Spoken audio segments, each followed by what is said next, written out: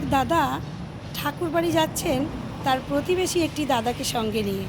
আর এই প্রতিবেশী দাদাটি সৎসঙ্গী ছিলেন না, অর্থাৎ সৎ নামে তিনি এখনও দীক্ষা পাননি। যাই হোক, তার মেয়ের বিয়ে ঠিক হয়েছে, উদ্দেশ্য আচার্যদেবের কাছে নিবেদন করবেন। কিন্তু তার মনের মধ্যে একটা ভয় যে আচার্যদেব যদি না করে দেন, তার মেয়ের বিয়ে তো সমস্ত ঠিক হয়ে আছে। তো যেটা ভয় পেলেন তাই হলো।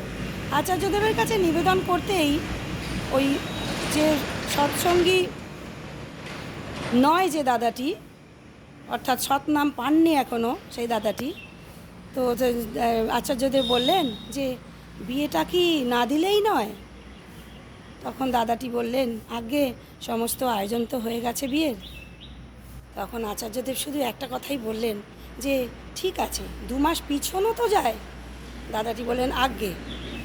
তো 2 মাস পিছিয়ে গেল বিয়ে, তারা সবাই বাড়ি চলে এলেন, ওই দুই দাদা। এবার কিছুদিনের মধ্যে খবর আসলো পাত্রের বাড়ি থেকে যে পাত্রটি মারা গেছে। তাহলে আমার পরম দয়াল ঠাকুর দেখুন, পরম দয়ালের কি দূরদৃষ্টি, তিনি তো কত অন্তর্যামী। ওনারা এখনও পরম পিতার সৎ নাম পাননি, তাও তার পরম দয়াল ঠাকুর কত দয়া করে তার সেই মেয়েটিকে সেদিন বাঁচিয়ে দিলেন।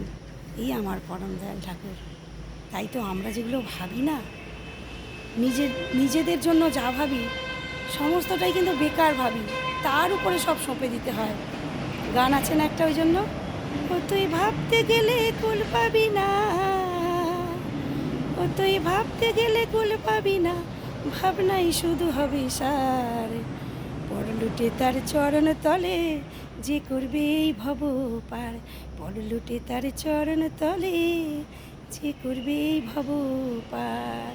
জয় গুরু, সকলের মঙ্গল প্রার্থনা করি পরম দয়ালের শ্রীচরণে।